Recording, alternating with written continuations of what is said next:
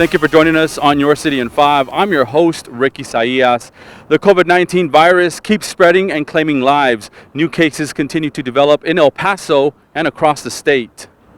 Health experts are learning more and more about the virus every day. Since the health department started tracking it, more than 4,000 El Pasoans have tested positive. More than 100 people have died from the virus. Most of those are older residents with underlying medical conditions. This month, the health department reported the death of a person in their 20s. It's the first in this age group in El Paso. Health officials say younger people are more likely to spread the disease, not die from it. Public Health Authority Dr. Hector Ocaranza explains about the possible long-term effects for those who get it.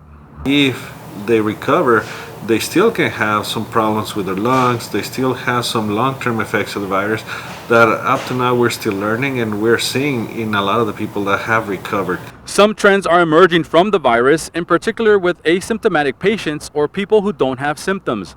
But what is the likelihood of getting the coronavirus from an asymptomatic person? 1 out of 4 and 1 out of 5 here in our community are going to have the virus without even exhibiting any symptoms, and they go visit their parents, and their parents might be having diabetes, high blood pressure, and end up sick, and unfortunately they pass away.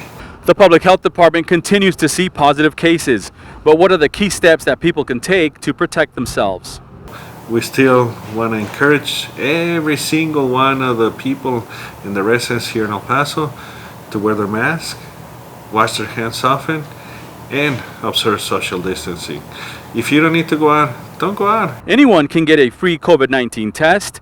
Check epstrong.org for dates and test sites. With Father's Day coming up soon and the 4th of July in the horizon, health experts are urging families to take extra precautions to protect Dad. Remember, gatherings in houses is still not allowed. Officials say the reason is people let their guards down inside their homes, making it easier for the virus to spread. If you plan to go to a park or a restaurant, health officials suggest limiting the number of people to just those who live in your household. Gather outdoors if possible, wear face coverings, and stay 6 feet apart.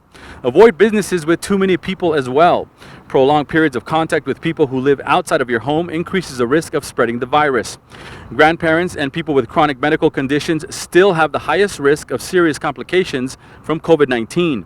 Health officials say it's best to stay home and consider a virtual get-together or pre-record a message to honor the day in place of an in-person get-together. Matchmaking is in the air, but this one gives local businesses a chance to get in touch with companies across the country who provide personal protective equipment. The city of El Paso and its partners will hold the event online on July 25th. It's open to suppliers and businesses who need PPE gear. More information is available on apstrong.org. We now turn to some other headlines happening across the city. The Plaza Hotel is arguably one of the most iconic buildings in downtown. Well, now it's open and ready for you to visit. A ribbon-cutting ceremony that included Mayor DeMargo and City Manager Tommy Gonzalez marked the official grand opening of the historic hotel. The 17-story hotel has 130 rooms, 2 upscale restaurants, and dynamic workspace areas. The hotel sat empty for nearly 30 years. Hotel owner Paul Foster invested more than $78 million to renovate the nearly century-old hotel with the help of the city, who secured a critical state rebate. City leaders say the massive transformation is vital to the ongoing revitalization of downtown. We need more hotel rooms that are higher level hotels for conventions so that we can bring in the proper type of conventions that everyone wants us to work on bringing more of to El Paso. And so this hotel fits that bill. So it's a high quality hotel. It's got great rooms and it's got great eateries in it and bars and things of that nature. And so those are the kinds of things that conventions look for is higher end kind of hotels. The hotel first opened its doors in 1930 as the El Paso Hilton. Right now, the first floor and the Ambar restaurant are open to the public. Media specialist Jonathan Romo and I had a chance to tour the renovated hotel from top to bottom. Here's what the stunning hotel has to offer.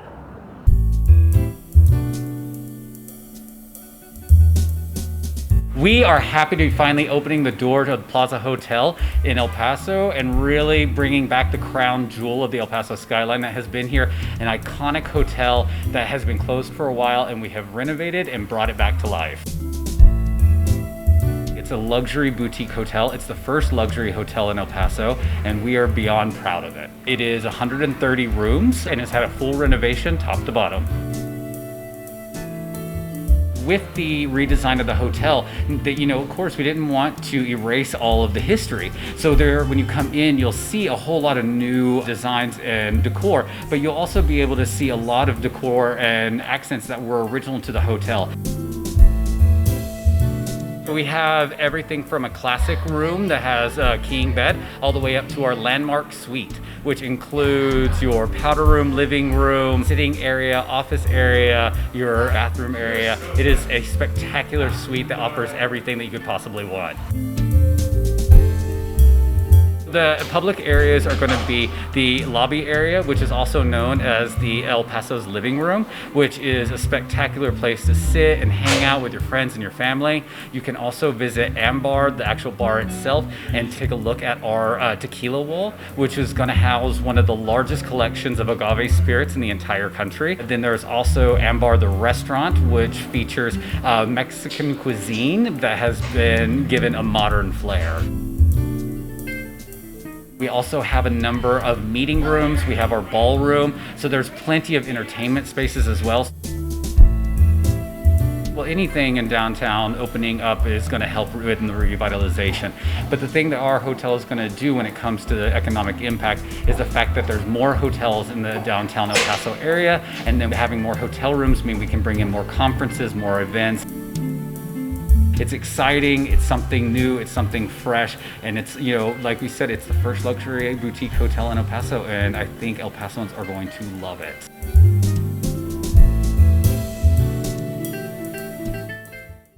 Thank you, Jonathan, for taking an inside look. Now, don't take our word for it. The hotel is pretty amazing. Check it out for yourself. Maybe a staycation or have lunch or dinner at the Ambar. Congratulations to high school students from across El Paso who took part in this year's Teen Court program put together by Municipal Court. The program started in August of last year, but organizers had to find a way to continue the program due to COVID-19. They held virtual hearings online. That's the first Teen Court program to do that in the state of Texas. Students were recognized and given completion certificates with a drive-through celebration earlier this month. The program is designed for teenagers and teaches them about careers in law and criminal justice. An El Paso woman who has fostered dozens of pets has been recognized as a local foster hero. Animal Services and the Petco Foundation recently honored Sandra Robles for her efforts as part of the National Foster a Pet Month.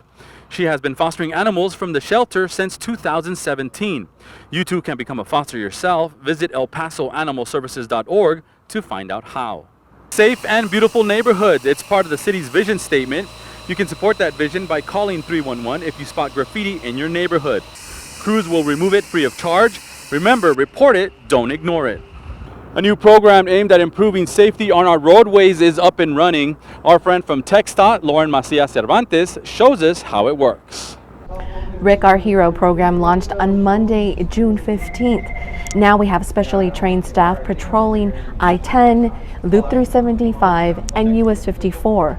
They're ready to assist at no cost to you if they see you stranded on the side of the road or are dispatched here from our Transvista Center. Each shift consists of 5 service trucks and 1 tow truck. Each vehicle is branded and all staff is dressed in safety yellow uniforms. The program operates Monday through Friday, 6 a.m. to 8 p.m. Crews can help with changing flat tires, providing gas or water, and jump-starting your vehicle. They're also ready to assist law enforcement at incidents with emergency temporary traffic control, clearing of light debris, and towing. Now, Rick, drivers who are left stranded or need assistance can call our HERO program at 790-HERO or 790-4376. Back to you. Thank you, Lauren, for that information. TxDOT says the HERO program will be funded for the next 2 years. Here's a great way to help your community. The Paso del Norte Complete Count Committee is looking for volunteers to make calls to promote the importance of completing the 2020 census. Training is provided. Visit elpasotexas.gov and click on the Census 2020 banner to sign up. That's it for this YC5 from San Jacinto Plaza. You can find out more about COVID-19 by visiting epstrong.org. It's also available on all of the city's social media sites. For Jonathan Romo, who's putting together this video, I'm Ricky Saillas. Stay safe and be good to each other. We'll see you next time on your City in 5.